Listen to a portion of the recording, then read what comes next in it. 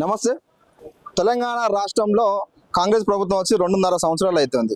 మరి ప్రతిపక్ష పార్టీలో ఉన్నప్పుడు కాంగ్రెస్ పార్టీ నిరుద్యోగులకు అనేక హామీలు ఇవ్వడం జరిగింది. 2 లక్షల ఉద్యోగాలు కూడా ఇస్తా అని హామీలు ఇవ్వడం జరిగింది. కానీ ఇప్పుడు అధికారంలోకి వచ్చిన తర్వాత ఇప్పుడు నిరుద్యోగులను పట్టించుకునే పరిస్థితి. మరి వాళ్ళు ఆర్తనాదాలు రౌండ్ టేబుల్ సమావేశం అని సోమాజీ కూడా ప్రెస్ క్లబ్ లో పెట్టడం జరిగింది. ఒకసారి వాళ్ళతో మాట్లాడి పూర్తిగా డీటెయిల్స్ తెలుసుకునే ప్రయత్నం చేద్దాం. నమస్తే అన్న. నమస్తే. ఏంది పెట్టడానికి గల కారణం ఏంది అన్న? ఈ ప్రెస్ మీట్ల ద్వారానే మాకున్న ఆర్థిక స్తోమత అంతా కూడా రూపాయి కూడా వేసుకుని పెడుతున్నాం. అసలు వీళ్ళు అధికారంలోకి రాగానే 2 లక్షల ఉద్యోగాలు ఇస్తాం మొదటి ఏడాదిలోనే అని చెప్పారు తప్ప కాంగ్రెస్ టీఆర్ఎస్ పార్టీ ఇచ్చిన ఉద్యోగాలను మేము మరిలా కొత్త అదే నోటిఫికేషన్ ఫిల్అప్ చేస్తామని ఎక్కడ చెప్పలేదన్న. కానీ ముఖ్యంగా మా పోలీసు నోటిఫికేషన్ల గురించి మీరు గత 50 రోజులుగా దిల్చునగర్లో ఎండనక వాననక అవస్థలు పడుతూ మేము గొంతెత్తి కరణించవయ్యా నాదుడు అని రేవంత్ రెడ్డి గారిని చేతులు జోడించినా కూడా ఎండ్రిని తాగి జావని అన్నాడు తప్ప మేము అదే 5,000 పోస్టులు వేస్తాడు తప్ప ఎండ్రిని తాగి జావని బాయిలో దూకి జావని చెప్పిండన్న. ఇదే తెలంగాణలో ఆయనకి దేవుడిలాగా భావించి మేమందరం కాళ్ళ వేళ్ళ ఓట్లు పడి చేసిన పాపానికి మమ్మల్ని జాగమని చెప్పిండు. ఇప్పుడు వచ్చిన కోదండరామ్ సార్ గారు కూడా 70 సంవత్సరాల వయసులో ఎమ్మెల్సీ పదవి కావాలని ఈ హైకోర్టు నుంచి సుప్రీంకోర్టు వరకు గవర్నర్ ఆమోదించకపోతే పోయి తెచ్చుకున్నాడు అన్న. మరి ఇదే 32 సంవత్సరాలు వచ్చినోడు వయో పరిమితి వల్ల లాస్ అయిపోయిండు సార్. 36 సంవత్సరాలు ఏజ్ పెంచారు సార్. పెంచడం వల్ల ఈ అప్లికేషన్ ఫీజు పెరుగుతుంది కానీ పోస్టులు అయితే పెంచాల్సిన అవసరం లేదు అని అడిగితే నేను ఆ అంశం మీద మాట్లాడలేను అంటున్నాడు. ఎట్లా? అధికారం లేక ముందుకు మీతో కలిసి ప్రయాణం చేసిన వ్యక్తి, మరి మీతో ఉద్యమాలు చేసిన కూడా వ్యక్తి, మరి ఈ రోజు ఎందుకని మిమ్మల్ని అంత పట్టించుకోవట్లేదు? పదవులు వచ్చినాయి కదన్న. నిరుద్యోగులు ఆ రోజు నిరుద్యోగులు ఎక్కడుంటే అక్కడ పిలవకపోయినా కూడా మాకన్నా ముందు వచ్చి ఒక 5 నిమిషాల ముందు వెయిట్ చేసి ఇంకా రావాలని చెప్పి అట్లా మాట్లాడాలి ఇట్లా మాట్లాడాలి మమ్మల్ని రెచ్చగొట్టి ఆ రోజు బస్సులకి జెండాలు ఊపి ప్రెస్ క్లబ్లలో కానీ ధర్నా చౌక్లలో కానీ మా వెంట ఉండి మమ్మల్ని ప్రోత్సహించి కేసుల పాలయ్యేలా చేసిన వీళ్ళు అఫీషియల్ పేజీల మీద పర్మిషన్ రాకపోయినా కూడా ధర్నా చౌక్లో పర్మిషన్ తీసుకొని ఇప్పించిన వీళ్ళు ఈ రోజు నిరుద్యోగులు కనపడితే పారిపోతున్నారట. వీళ్ళు అదే 70,000 ఉద్యోగాలు ఇచ్చింది వాస్తవం అయితే కోదండరామ్ సార్ నిలబడి బరాబర్ ఈ రోజు మీడియాకి సమాధానం చెప్పొచ్చు కదా. ఎందుకు ఇట్లా తప్పించుకొని అలా లోన్ గదిలో కూర్చోవాల్సింది? ఈ ప్రభుత్వం ఇచ్చిన నోటిఫికేషన్ ఏంటి? జాబ్స్ 16,000 వాళ్ళే చెప్పారు కదా, 16,700 అని చెప్పి. ఎక్కడ చెప్పారు?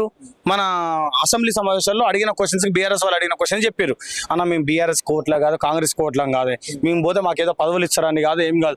ఒకటి కోట్లు ఖర్చు పెట్టి ఫార్చునర్లో కార్లు తిరిగేట వాళ్ళకి దిక్కులు మేమెంత నిరుద్యోగులం. ఈ రోజు మా వెనక జనం ఊరు కాబట్టి రాజకీయ నాయకులు వచ్చి ఫోటోలు దిగుతున్నారు తప్ప రేపు ఈ ఉద్యమం చల్లారిన తర్వాత ఎవడు పట్టించుకునే నాదుడే ఉన్నాడు అన్న. అదే జగవేరైన సత్యం. కానీ మేము మా యొక్క సమస్య అనేది గ్రామీణ స్థాయికి వెళ్ళడానికి కోసం కొన్ని పబ్లిక్ మీటింగ్లలో పాల్గొనాల్సి వస్తుంది తప్ప ఏ పార్టీలో కాదన్న. మాకెందుకన్నా రాజకీయాలు? మేము రాజకీయాలు చేయడానికి వస్తున్నామా? మేము రాజకీయాలు చేస్తే మమ్మల్ని చంపే అయినా మా శవాల మీద అడ్డు పెట్టుకొని చేసేటప్పుడు చాలా మంది ఉన్నారు. మేము అడుగుతుంది ఏంటంటే ఆ రోజు మీరు అధికారంలోకి రావడం కోసం మీ తరపున నిరుద్యోగులను మేము ఓట్లు అర్జించినాం. ఈ రోజు మీరు ఆ హామీలు నెరవేర్చకపోయేసరికి ఆ నిరుద్యోగులందరూ మమ్మల్ని అడుగుతుంటే మేము వచ్చి మిమ్మల్ని ప్రశ్నిస్తున్నందుకు మమ్మల్ని అండరాన్ని ముద్రలేస్తారు. ఇందులో కాంగ్రెస్ పార్టీ నాయకు కొడుకులు కూడా రేపు కానిస్టేబుల్ ఉద్యోగాలు అప్లై చేస్తారు కదా, వాళ్ళు కూడా ఆలోచించాలి కదా అన్న. ఇప్పుడు రేపు తక్కువ పోస్టులు వచ్చినాయి, రేపు మీ బిడ్డలకు రావు. మీ నాయకుడు ఏంది ఇంట్లో ఏసీ గదుల మాత్రం పదవులు అనుభవిస్తాడు. మరి మీ కొడుకుల యొక్క పరిస్థితి ఏందనేది నేను కూడా వాళ్ళు అడుగుతున్నా. మమ్మల్ని ట్రోల్ చేసినంత మాత్రం వచ్చేది ఏముండో పోయేది మాట వారం రోజులు ట్రోల్ చేస్తావు. తర్వాత రోజు నీ కొడుకు ఉద్యోగం రాని రోజు నా కొడుకు పోస్టులు అయిన పరిస్థితి ఏందన్న? అది కాంగ్రెస్ నాయకులు కూడా చెప్పాలి కదా. మళ్ళీ అధికారంలోకి వస్తా, నేనే 10 సంవత్సరాలు కూడా అధికారంలో ఉంటా అని చెప్పడం జరుగుతుంది. మరి నేను కూడా రేపు సీఎం అవుతా అని చెప్తా అవుతాను అన్న. కాలం ఏది నిర్ణయిస్తో తెలియదు. ఇవాళ ఉన్న మనిషి రేపు ఉండట్లేదు. రేపు 24 గంటలు గడిచినాక మనిషి ప్రాణంతో బతికుండటం లేదు. కానీ 10 సంవత్సరాల్లో నేనే అవుతా అని చెప్పడం కరెక్ట్ కాదు. ఒకప్పుడు రేవంత్ రెడ్డి గారు అంటే నాకు కూడా అభిమానం అన్న. నేను రేవంత్ రెడ్డి కోసం విపరీతంగా స్టేటస్లు పెట్టేది, ఆయన కోసం క్యాంపెయినింగ్ కూడా చేసిన. కానీ ఇదే రేవంత్ రెడ్డి గారు ఈ రోజు మాట్లాడే మాటలు చూస్తుంటే ఇండ్రిని తాగని దూకి బాయిలో దూకు అని చెప్తుంటే ఏంది ఇలా మాట్లాడుతున్నాడు, ఈయననే నేను అభిమానించిందని కూడా నాకు బాధగా ఉంది. ఆ రోజు కేటీఆర్ సభ సరూనగర్ స్టేడియంలో నేను ఎక్కి మాట్లాడేటప్పుడు కూడా అదే రోజు ప్రియాంక గాంధీ వచ్చినప్పుడు కూడా అక్కడ జనాన్ని నిన్నే తరలిచ్చిన. అదే సభలో మళ్ళీ వ్యతిరేకంగా ఒక 2.5 సంవత్సరాలు మాట్లాడంటే గుండె బరువెక్కి మాట్లాడిన మాటలు తప్ప ఏ పార్టీ నిరుద్యోగులం కాదు మేము.